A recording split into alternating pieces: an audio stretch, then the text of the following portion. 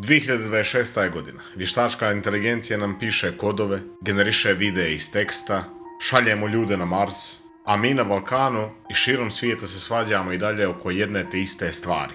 Da li je zemlja okrugla kao fudbalska lopta ili ravna kao tepsija za burek?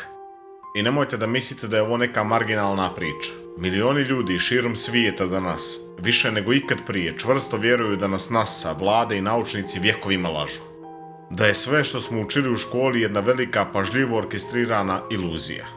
S druge strane, naučna zajednica čupa kosu i ne može da vjeruje šta mora da objašnjava u 21. vijeku. Zato sam danas odlučio da koristim argumente. Da stavimo sve karte na sto, iznijet ćemo najjače dokaze i jedne i druge strane. Potpuno objektivno, bez pametovanja. Pa da vidimo ko koga ovdje zapravo voza.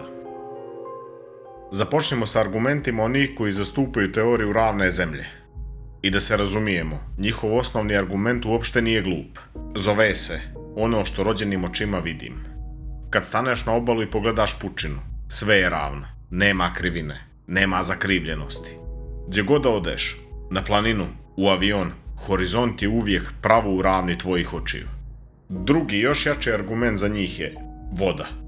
Osnovno pravilo fizike kaže da voda uvijek, ali uvijek traži svoj nivo i u stanju mirovanja ostaje potpuno ravna. Logično pitanje koje postavljaju je: ako je Zemlja okrugla kugla koja leti kroz svemir i kreće se nekom sumanutom brzinom, kako to da se ovi silni okeani zakrive i zalijepe za loptu? Kako to da Australijanci ne propadaju sa donje strane?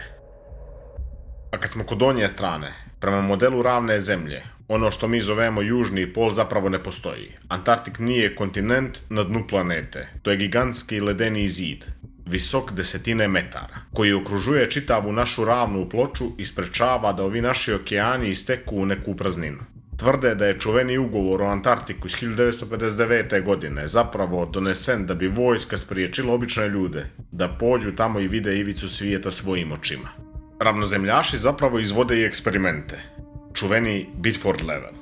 Eksperiment u Engleskoj. Čovjek je stao na jedan kraj potpuno pravog kanala dugog skoro 10 km i kroz teleskop gleda u čamac koji se udaljavao. Po matematici okrugle zemlje, nakon 10 km taj čamac bi morao da padne ispod horizonta za nekih 5 do 6 metara. Ali on ga je vidio cijelog.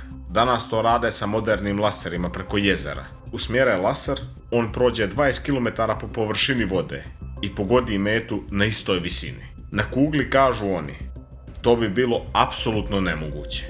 Zatim tu su avionske rute i prinudna slijetanja. Zamislite da letite od Tajvana do Los Angelesa. Letite preko Pacifika. Nekome pozli u avionu i pilot mora prinudno da sleti. Pogodite gdje slijeće, na Aljasku.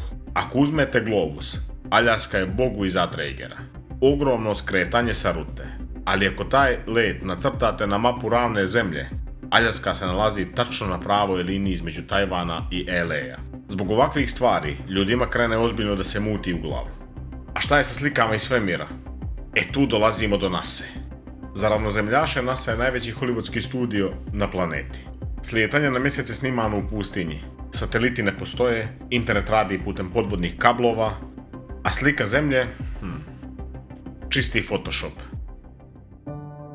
Pazi sad ovo, kao neko ko sjedi po cijeli dan za računarom, slaže nodove, color grading, montažu, moram vam reći jednu stvar o onome što kažu da su nasine slike čisti CGI. Da su oni to tamo lažirali stvarno 60-ih godina. Brate, taj CGI bi mnogo izgledao bolje. Danas upališ AI, ukucaš tekst, on ti izbaci galaksiju da ne znaš ili snimak ili kompjuter. A oni na onim starim zvaničnim snimcima skaču po mjesecu rezolucije kao na Tetrisu. Malo mi je ta teorija o vrhunskoj montaži nategnuta. Ali iskreno nisam neko ko vjeruje da smo tad bili na mjesec. Da se ne lažem. Ali sam razmišljao da organizujem ekspediciju. Uzmem ranac, sjedem na taj brod i odem tamo na kraj Antarktika da vidim ima li toga zida. Ali da budem realan, mrsko mi ljeti po Podgorici do prodavnice da odem kad upeče ova božja zvijezda. A kamoli na Antarktik da se mrznem tamo sa pingvinima. Tako da postoji mnogo lakši način da se podrži ova istraga, a da se niko od nas ne umori. Vi samo lagano stisnete like i subscribe ispod videa. Vama je to bukvalno jedan potez prstom, a meni valja da se slučajno ne prevrnem pa da moram pravi posao da tražim u 7 ujutro da radim. Ajde vala, stisni to pa da nastavim ovdje sa naukom. Vozi. Ajmo sad na nauku. Naučnici se drže za glavu i kažu, ljudi, mi smo ovo dokazali prije 2000 godina. Nije nam trebala ni NASA, ni kompjuter. Trebao nam je samo jedan Grk, Eratostan. Jedan drveni štap povoden u prašinu i sunce. Taj Eratostan je primijetio prosto pravilo. U jednom gradu u Egiptu, u podne, sunce pada pod pravim uglom i objekti ne prave sjenku. Istog tog dana, u isto to vrijeme, u gradu koji je stotinama kilometara udaljen, štap poboden u zemlju pravi sjenku. Ako je zemlja ravna ploča i sunce je blizu, sjenke bi morale biti iste svuda. Jedini način da na jednom mjestu nema sjenke, a na drugom ima, jeste da se površina između ta dva grada zakrivljuje. Matematika čista ka suza. Zatim drugi nepobitni dokaz, koji svako od nas noću može da vidi, pomračenje mjeseca. Kad se zemlja nađe tačno između sunca i mjeseca, ona bača svoju sjenku na mjesec. Pogodite kakvog je oblika ta sjenka. Uvijek je okrugla. Jedino geometrijsko tijelo, koje je apsolutno iz svakog ugla u svemiru baca savršenu sjenku, jeste kugla. Sjećate li se onog argumenta ravnozemljaša? Zašto voda ne iscuri sa loptice?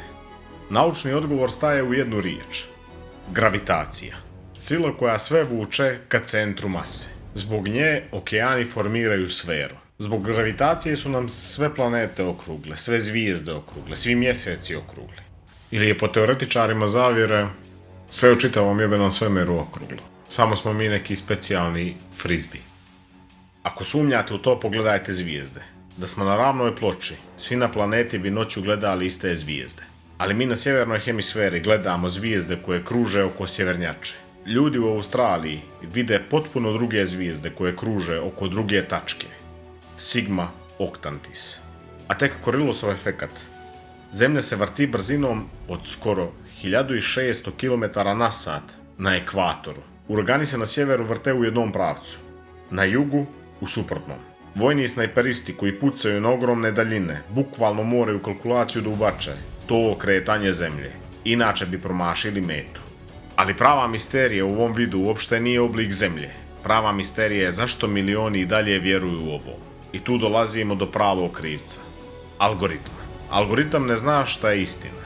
Njega zanima vaše vrijeme. A teorije zavjere gađaju ravnu onaj osjećaj da mi znamo tajnu koju običan narod ne zna. Kad jednom kliknete, sistem vas zakači i konstantno hrani dezinformacijama, prateći svaki vaš digitalni korak. O tome kako nas prate sam detaljno pričao u onom videu o digitalnoj privatnosti. Onih 80.000 vas što je gledalo dobro znaju o čemu pričam. Ironija da ljudi koji se najviše plaše da ih vlade lažu o svemiru, potpuno dobrovoljno predaju svoje podatke na internetu. Sad imate kompletnu sliku pred sobom. S jedne strane je čula i velika sumnja, s druge 1000 godina nepobitne matematike i fizike. Ja sam iznio neke dokaze, a sad je red na vas. Da li smo svi žrtve najveće prevare ikad, ili je nekim ljudima lakše da vjeruju u nevidljive zidove? Pišite u komentarima ispod, otvaramo debatu. I za sam kraj, ako cijenite rad na Luka Media kanalu i volite sadržaj koji radim, tamo imate i opciju Super Thanks. Možete častiti neku kaficu, svaki vid pomoći bi dobro došao. Naravno, ako ste u mogućnosti. I sa tim mi pomažete da što češće i što kvalitetnije pravim ovakve sadržaje. To bi bilo to od mene danas. Čuvajte se i vidimo se u sljedećem videu. Pozdrav!